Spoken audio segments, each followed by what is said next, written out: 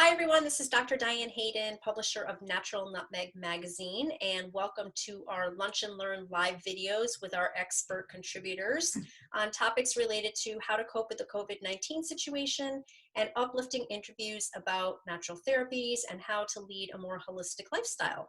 And today I'm excited to welcome Sandi Coyne-Gilbert. She is an accomplished leader with experience in both the education and nonprofit sectors.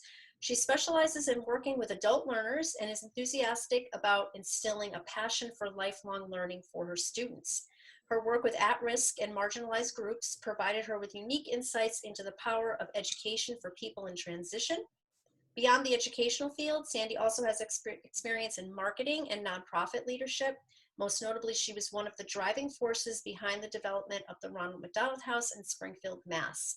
She brings her experience to the classroom as program director for the master's degree in organizational leadership at Goodwin University. So thanks for being with us today, Sandi. How are you?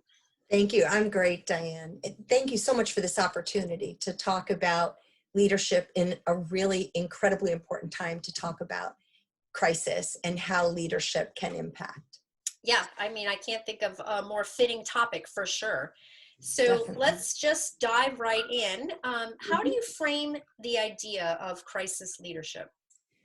It's um, it's an excellent place to begin because I'm going to step back a bit. And first of all, I want to say that I read this not too long ago that crisis, if you look at it as a Chinese character, it's two brush strokes. One is for danger and the other is for opportunity. And so when we go into crisis, sometimes we get mired down in just the crisis itself, but the learning that can occur in a time like that is incredibly important. But what most leaders need to consider is it isn't just how you lead in crisis, it's what you did before. All the seeds for how to deal with crisis began when you were leading, just leading. And so one of the important things is to think about how did you treat people? How did you handle things like mistakes? Mistakes are an incredibly important part of leadership and organizational culture. If we look at them as bad, if we chastise people when they make a mistake, what we do is we deter them from taking creative ventures, which can lead in wonderful directions. That starts before you get into a crisis. And because it starts before you get into crisis, it's really important to consider how people are treated. People care deeply about their work. They want it to matter. We spend countless hours, many more hours than we spend with our loved ones in a job, and we want that to matter. So to make it matter, there are some very basic things leaders need to consider, and they become increasingly important when we're in crisis. First thing is really make sure that people know you see them. Being invisible is something that people fear far more than anything else. If I don't matter and my contributions don't matter, then what am I here for? And that deters the person from working in a crisis more effectively. It's also important to remember that all of us are dealing with trauma. The definition of trauma, that it means something that came from violence, is really not accurate. Trauma happens when we lose sense of control, we become hopeless or helpless, and those are things in time of crisis. Even if nothing has come into our house, that still is how we all feel. Life has changed. We have to think about things we never thought about before. We have to be conscious of what that means to people. And we have to lead with trust and relationship building. Even before the crisis hit, were you building relationships? Were you valuing the contributions of individuals? If you did that, then when you come into crisis, people are going to potentially be more creative in how we resolve problems because you've given them permission. Permission is an incredibly important part of leadership. It's where we invite people into the dance. It's not just all about me, it's about all of us. And the question of stepping back and letting people succeed is incredibly important. It also allows us to co-create. Crisis doesn't mean any of us have all the answers. In fact, if there's anything we've probably all learned, it's that none of us really feel like we have the answers. And the answer at this moment might not be the answer in an hour. So the power of being able to co-create, inviting people so that it's not just my idea, it's the idea of a group of people, giving them the power. That's an incredibly important opportunity in leading in crisis. We also, at Goodwin, we don't believe leadership is about, oh, this is my journey and you guys are just followers. We believe that people come to working with a leader and being appreciated means that they can grow on their leadership journey too. So we seek to have people begin to believe in their own potential. Again, another opportunity that comes out at the time of crisis. Truly, it takes a village, and that never made more sense than it does right now. Yeah, exactly. And you've written some amazing articles for us on leadership. Thank you. A lot of what you do, I feel like, is um, instill the belief system in people that they are a leader, even though they may not see it in themselves, or Exactly. they may feel like they have a position in a company that's not a leadership role.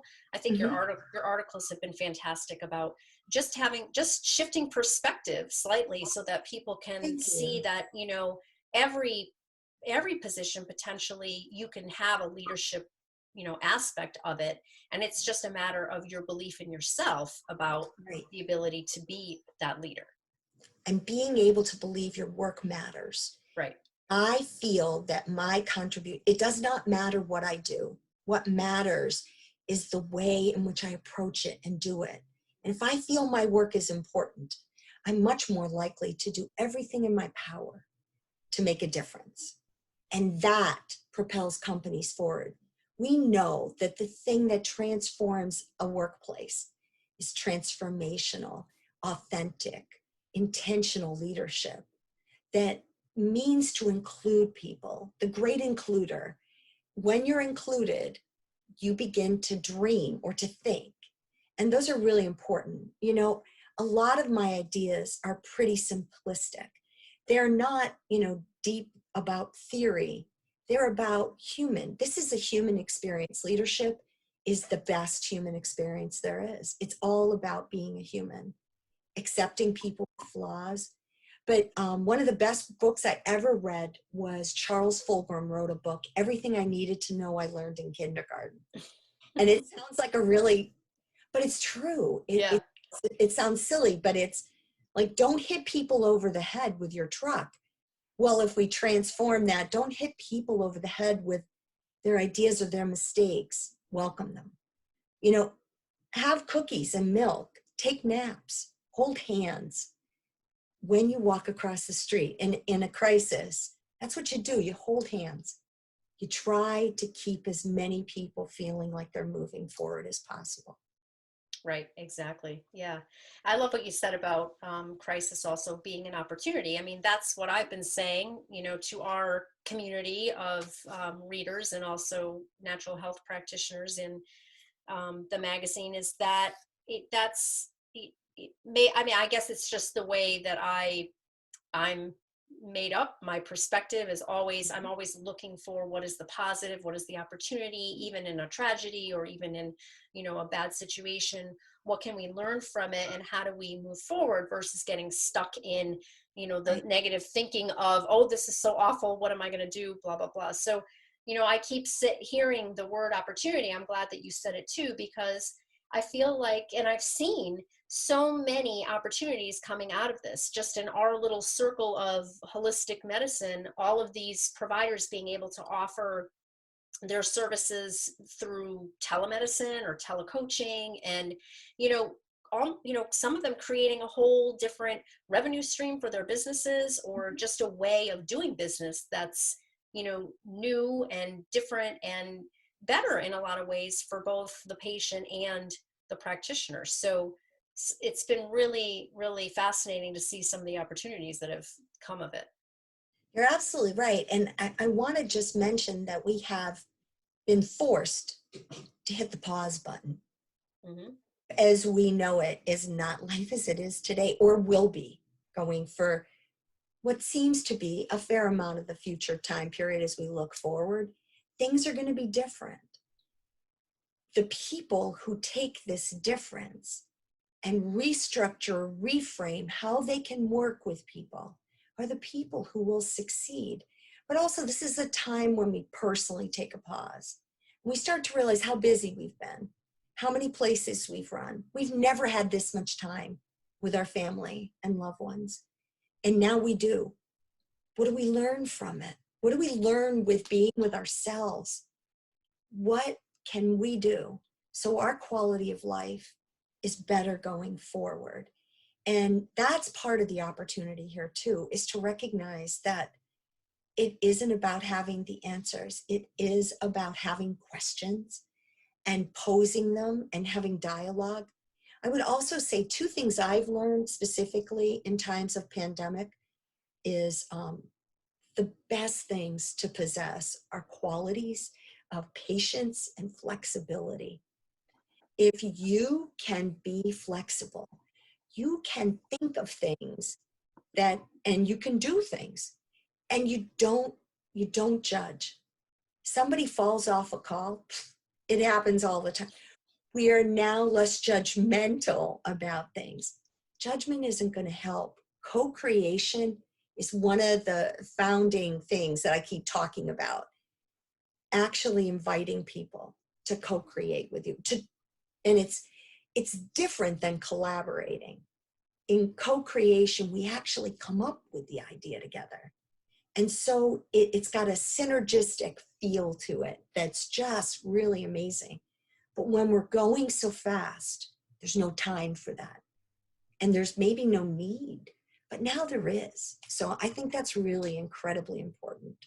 Yeah, I agree. Definitely. Definitely. So you started to touch on, how you bring people together in a crisis. What other things do you recommend to keep people as upbeat as possible in times of crisis like this? Well, I went to a wonderful workshop, and that's one of the things too in this time period. I'm getting to go hear from other people so I can continue to learn in different ways as well. And Akeem Nowak, who wrote a book called Infectious, but he did a presentation for Leadership Greater Hartford not too long ago. And he was talking about positive psychology and Dr. Barbara Fredrickson, and she mentions micro points of love, and it's an experience that you have. It's where we acknowledge another human, as frail as we are as beings. If we recognize people even behind a mask, I think this is an incredibly important thing. um, I would ask, how often do you look at the cashier who's ringing up your groceries, recognizing they're not making a fortune for standing there, and say thank you, or comment on, I was in a grocery store the other day, and we can't see people's mouths, but we can see their eyes. And this young woman had purple hair, and her mask was purple and blue flowers. And I just struck up a conversation. And my husband would tell you, I talk to everybody. So I said to her, I love that you took this fashion moment to make sure your mask matched your hair. And her eyes crinkled up. And again, couldn't see her smile, but I thanked her. We laughed a bit. That's micro moments of love. That's when you have a chance to touch a human without touching them, but saying, without even knowing her name, saying, I'm glad you're here and you're not invisible to me. There are so many people who are on the front line that do things. We have to ask ourselves if they know how important they are. And it's micro moments. I also think that when we know somebody that works for us or with us and we acknowledge them, everybody says, how you doing? And the immediate response is, I'm fine. And oftentimes when I hear I'm fine, I don't think they are. Word choice in leadership is incredibly important. So I oftentimes will dig a little deeper. So, have you been out? It was a nice day yesterday. Did you take a walk? I ask really benign questions to offer space, an opportunity to exchange a dialogue. Sometimes I'm fine is an invitation. Sometimes a person really is fine, and you can find that out in the process too. But if they're not, it is truly, this is how we take care of people.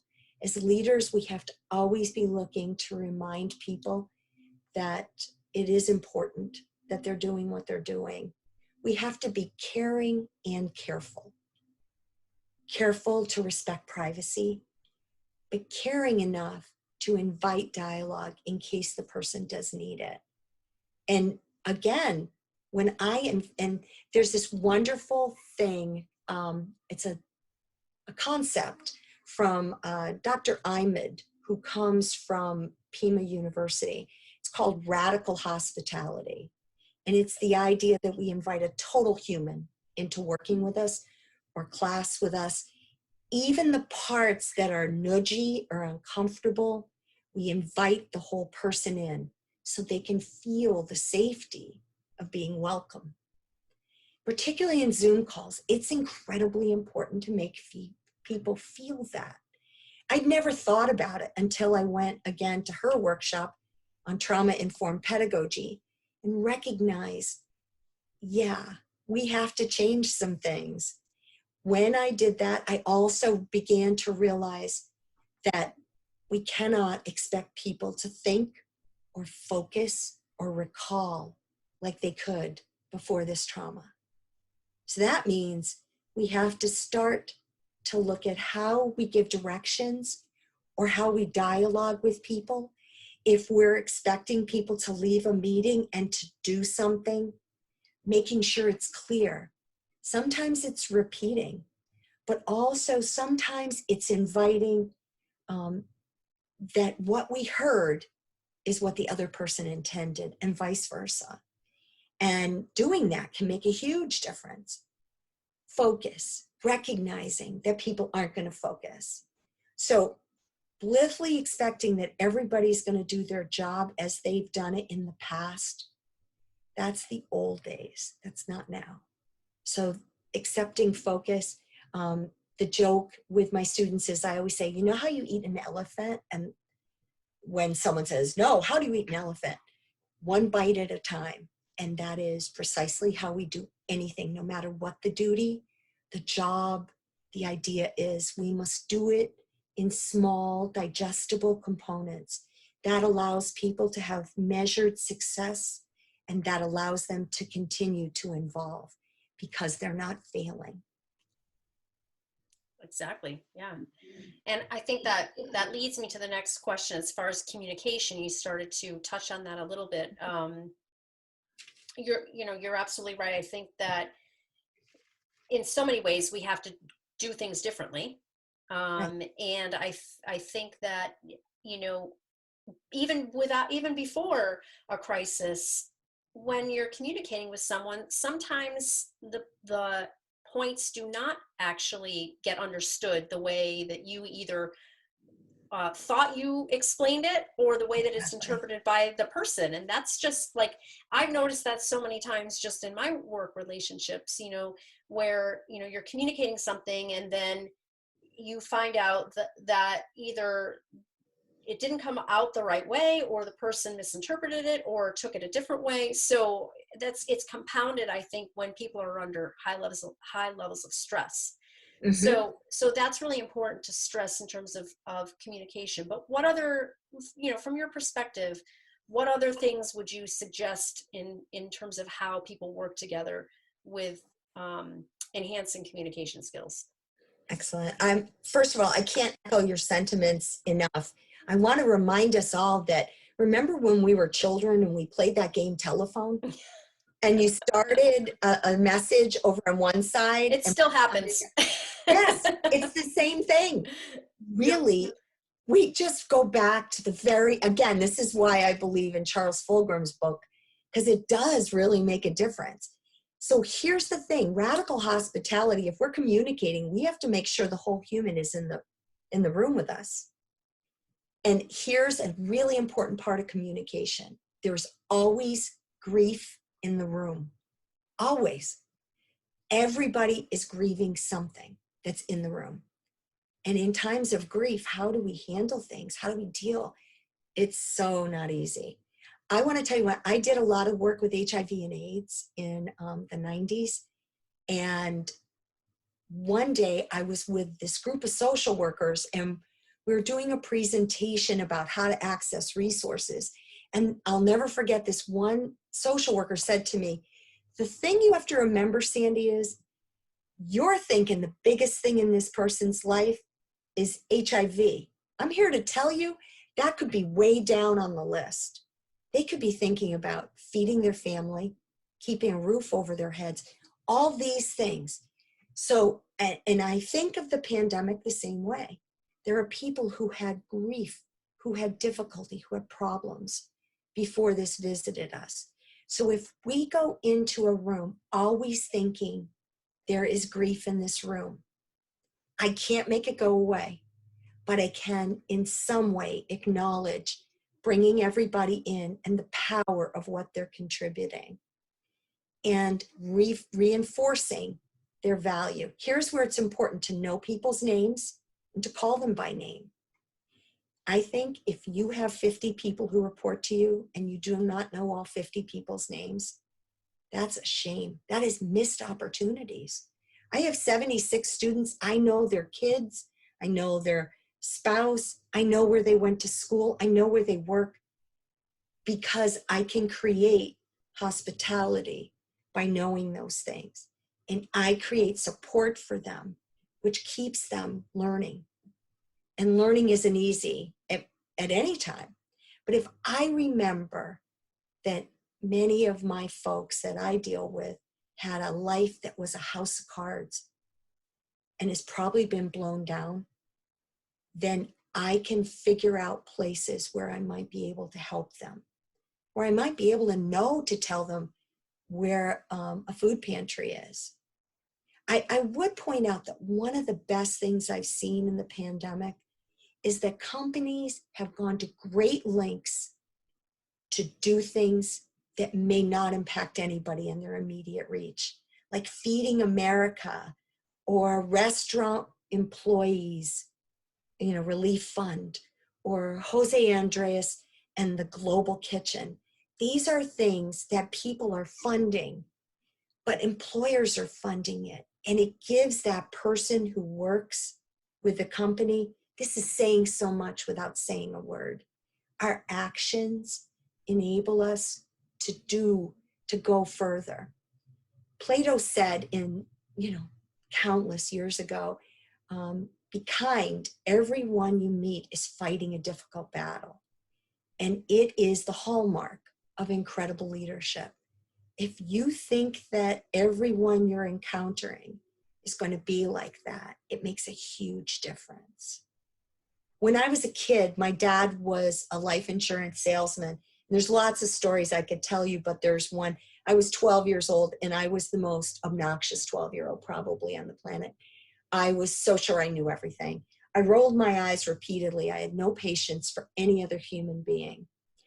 And I did something one day, it doesn't matter what. And my father escorted me out of the store quickly, got outside, and he said, "What did you do in there?" And I was like, "Well, I don't know." I mean, he wasn't listening to me, blah, blah, blah, whatever the answer was. And he said, "I want you to listen to me. What if you were the last person that he saw on this planet? What if you were the last person? Is that what you want him to leave this planet with?" I was dumbfounded. I was stricken. It was the best lesson I've ever learned. And it is a critical part of leadership. You don't know what tomorrow brings. So we have to communicate with care and consideration and compassion. And when we do those things, the best part is they're modeled back to us. It's do as I do, not as I say. It's what I really do. So I hope that answers your question, Diane. Yeah, and I'm gonna that story is awesome. And my father was actually an insurance salesman as well. Whoa, I feel look like at we had that. similar life path, and he taught me a lot of amazing things too. One of the more important ones was just from the perspective of sales, you know, to never take it personally, because Right. you don't know what kind of a day that person had. So you call on someone and they hang up the phone, or they, you know, they're a little grouchy with you, or you know, they may be short or whatever. Mhm. And if you're going to be a good salesperson, you cannot take that personally, because Absolutely. 99% of the time it has nothing to do with you. It's Right. that they just got into an argument with their spouse, or they had you know, a negative interaction with another employee, or who knows, you know, they could have just gotten some terrible news. So you you know, similar to your story, it's just, you know, you have no idea what that person is dealing with. And No. so it's humbling in a way to make it not, you know, always try and make it not about you. Right. And like you said, just be kind and know that everyone is struggling with something. And you know, and whatever you can do to make that person's day a little bit better Mhm. is what we should all strive for. Exactly. And by doing that, we're modeling a behavior that they can use to self-lead, because the more we empower people to find their leadership journey, the greater the likelihood that they will, and they're going to be seeking tools. And if we're modeling things that treat people well, that acknowledge contributions, that admit mistakes. I always admit mistakes. The joke is, and my friends will tell you, I am like the least graceful human you've ever met. And I have a t-shirt that I got at Cirque du Soleil. It says, I do my own stunts. And when I got it, I laughed and my family laughed. But what I realized is that I really believe in the power of a mistake to create connections. I make a mistake, and the first thing I do to students is say, I am so sorry. I thought I opened that, or I thought I did this, but I'm showing them that everybody's flawed. I'm not expecting perfection. And that, particularly for women, is an incredibly important part of leading, is to make sure people don't think they have to be perfect. And now when I make a mistake, I also acknowledge, thank you so much to, you know, Jim, for letting me know that that had happened. Thank you. I've acknowledged my error, but I've also acknowledged that people have a right to point out when I make a mistake. That takes all the anger and the hostility out of it, and it makes it so much more human. And then you can be more intentional. And after a while, you get really used to the fact that we all make mistakes. But by communicating that, that creates a different level of awareness and understanding.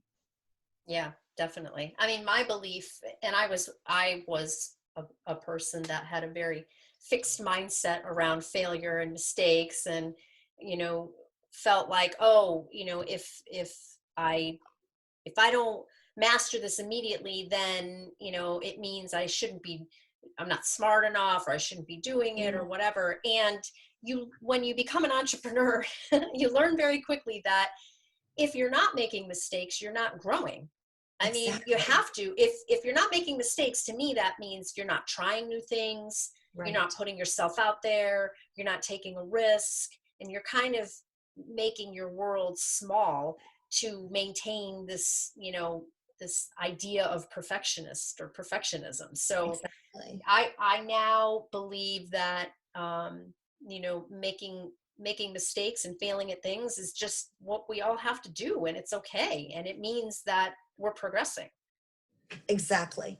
And it's also truth telling, because this is the truth. Everybody's going to make mistakes. Yep. Nobody's going to watch how many times, the whole point isn't how many times you fell. It's how many times you got back up. Right. If you think about it, we love second chance stories. Society loves them. Sure. You know, you're on Travolta and you fall fabulously on your face, and then you come back and you have another career. We love that. We just do. And we believe it. We have a hard time embracing it, but facts and truth allow us to have a foundation to share. And so providing that to anyone we work with gives them an opportunity to really grow. Right. Exactly. Exactly. So in a organization, we're talking about truth or trust. How do we protect people but not keep them from the truth? Oh, do you remember, I love movies. Do you remember in A Few Good Men, Jack Nicholson's famous line, "You can't handle the truth." Yeah. The truth is we assume that we're protecting people because we care. Unfortunately, more often than not, our protection leads them to not be able to contribute fully by telling the truth. Now, do you have to tell everything right now? No. And in fact, what great leaders did with the pandemic, they didn't tell you the first time they told you to stay home that you'd be there 10, 12, 14 weeks. That would be a major Tell you that. revolt. Right. Nobody wants to hear that. Yeah, Yep. what would have happened? Right. But they told you in measured amounts. They were telling you the truth as they knew it, as it created, as it happened. But that's one of the most important things. We don't keep truth from people. We don't protect them because we're not protecting anyone. We're also putting us in a position where we're less likely to tell the truth. We're less likely to tell a version. My grandfather used to always say to us, well, you know, there's three sides to every story. There's yours, there's mine, and there's the truth. Truth. Yep. And so, and that is something we give what we feel is appropriate for the time, never misleading. So we do it as things become clearer, but we're always open and honest. And we have to admit when we make a mistake. Like, well, sorry, I thought it would be a month, you guys. It isn't. We're going to have to be home longer. Here's why. And then you can use data to reinforce. But again, there's no way that you can keep people from the truth, because that also reinforces gossip. And I heard it through the grapevine is really true. And typically, as we've all found out, there's a little bit of truth in everything you hear through the grapevine. Sometimes more truth than less. So the more we're honest about it, the more we have those communications, the more effective it is. Exactly. Yep. Yep. And how do we enhance commitment to a cause or an organization in times of crisis like this? We're all in this together. And one of those things, you hear all these commercials that say, it's good that we're all in this together. So and there's forever those messages of together, though apart, we're together. It's people want to know they're connected. Again, this goes back to my work is important. What we do as a company is important. There isn't an American who probably hasn't seen those lines at food banks. I know when I was going to college, I was a single mom and I had 2 kids, and I waitressed and made $2.54 plus tips. And I know how much I counted on every penny so that I could get food on my table for my daughters. I also know that there, but for the grace of God, I would be standing in that line right now, as would many of us. Mm. When we connect to those shared images and we try to do something collectively to improve the life of others, people feel genuinely connected. It isn't about make my life better. Of course, we don't like a better life, but truth is everybody knows that most Americans are only a few paychecks from the street. It's not pleasant, but it's true. And so looking at that and collaborating with people, we can't change where we are. We can change how some of it feels to people. Comfort, it's funny, safety and comfort are not the same. And you see a lot of people turning to things they probably shunned years ago. All of a sudden, everybody's doing yoga or they're doing breathing or meditation.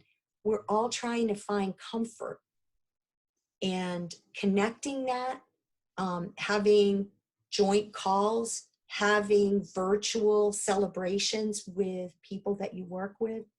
This can make people feel connected, but remembering to always call people by name and to always thank them for their contributions. Gratitude never goes out of style. I saw this, hope has not been canceled. And I think that leaders that embrace hope cannot be canceled are going to empower the people that work with them. Yeah, I agree. Definitely. So this has been amazing. I appreciate and thank you for all of your knowledge. Do you want to talk a little bit about the program at Goodwin and how people can get in touch with you and find out more? Sure. And just, you got to keep me down because I could talk about this program for hours. Okay. MSOL program at Goodwin. First of all, I embrace Goodwin's idea that we are totally student focused and that the average age in my program is 38. Wow. That's amazing. That's great. Yes. So it sort of mirrors the workplace, but one thing that our program does is it begins with where students are. It begins with them as self-leaders. We give people permission to see themselves as being able to grow. We also know that for many people, the idea of going to grad school can be daunting. Our program is specifically set up to help people adjusting to grad school as well as continuing to become a leader. One of the best parts of this program is that it's a cohort model. What that means is you begin with a group of people and you go all the way through. You're learning. It's not like, you know, in undergrad where you saw somebody and then 6 months later you saw them again. No. In a different class. Exactly. This is real world. These are people who have real lives. John Lennon said, life is what happens when you're busy planning. And it's so true because things happen to everybody. So our cohorts help each other to stay there, to stay together. And the greatest explanation of that is we had students who came in a hybrid program, which was 3 hours on campus every single week. And they were thrilled and they got to know their people and they had friends and they had contacts and they could have conversations. That stopped with the pandemic and we're all online. We're still going to school because these people, the way we looked at it and the adjustments we made, we could help them to stay focused, but we could also help them to stay together because part of the fabric of their life is this cohort. So leadership becomes something that you can achieve, that you can have in your way. And I tell people famously, right now I have 76 students. Of the 76 students, that's 76 different leadership journeys. The difference is we have times that we share. There's no box that you grow into.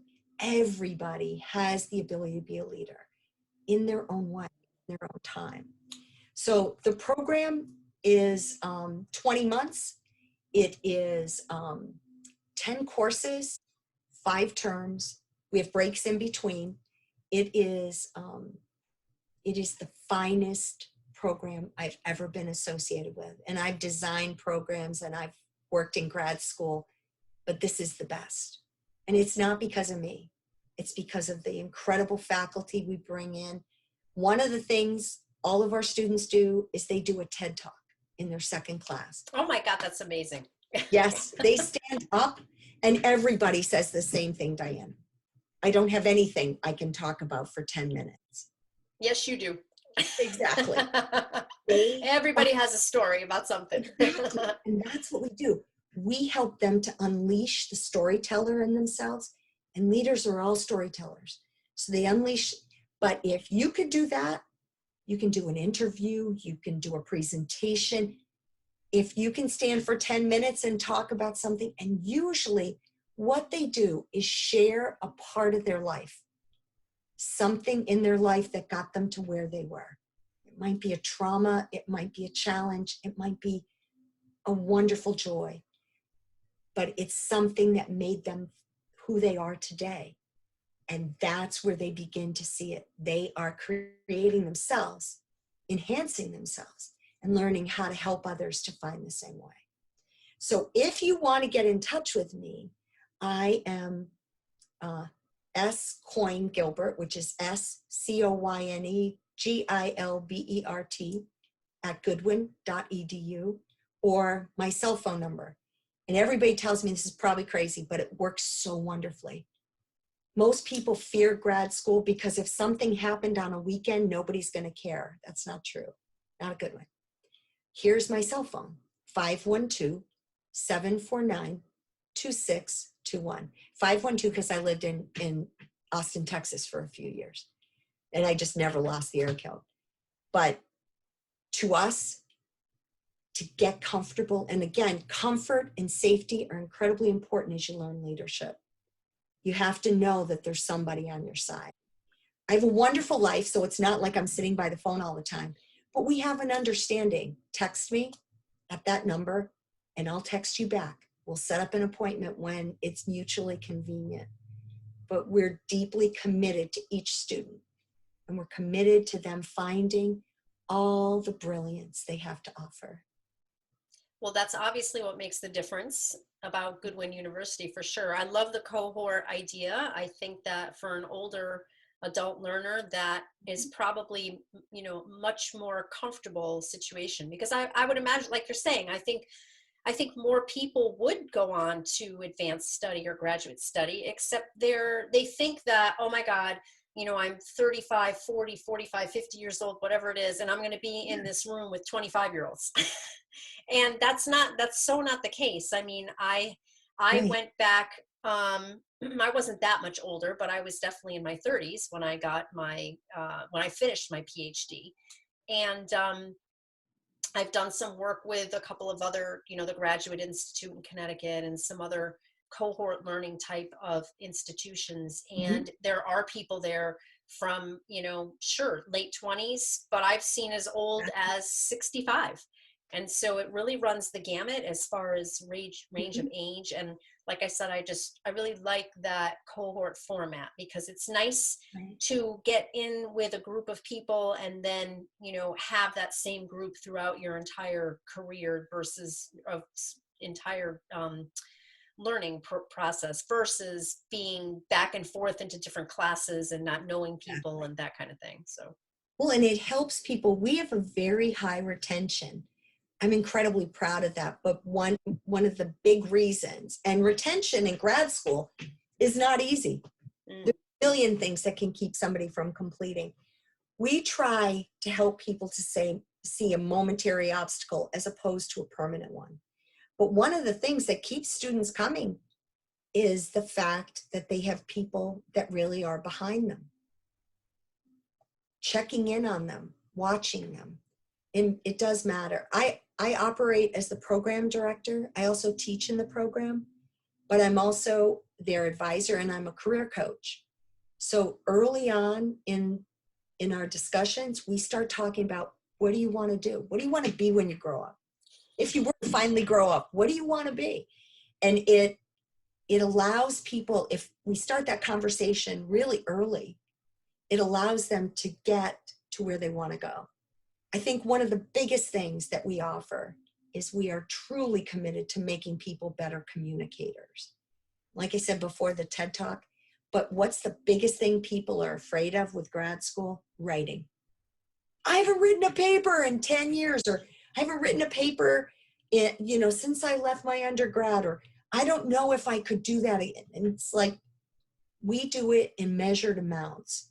We have incredible resources. We do things like a peer review process I found at Lesley University, which they work with another peer and they look at each other's writing and comment on it.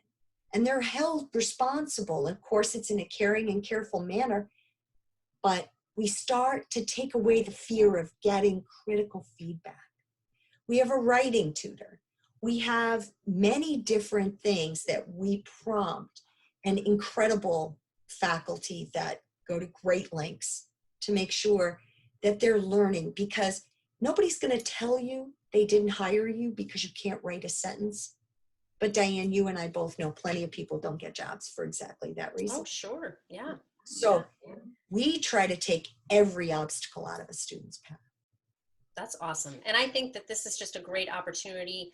This time right now is a great opportunity for you and Goodwin, because a lot of people right now are thinking they have time. Like you said, we're pausing, we have time to think about, what do we really want to do? Maybe we've hated the job that we're in for forever, or maybe we like our job, but we want some more career advancement in the job and we haven't figured out how to get there. So I think this is the timing is perfect. And I'm sure a lot of people who are watching this and who will watch the recording will check out more information about you. And again, thank you so much for all of the info and knowledge. I encourage people to go to our website, naturalnutmeg.com, and you can type in Sandi's name and every article that she's written for us will pull up, or you can actually just search via the word leadership and her articles will come up, and also on our social media site at Natural Nutmeg Magazine. And if you have any questions, you have her information. You can go directly to the source. And thanks again. Thank you so much, Diane. It was a pleasure. I really enjoyed meeting you. And thank you so much for all the support you've given for leadership and for talking about different topics. We really appreciate it. Thank you. Thank you. It's my passion. I love to do it. So yes, it shows. All right. Thanks again. Thanks for joining us, everybody, today, and hope you all have a great day. Thank you.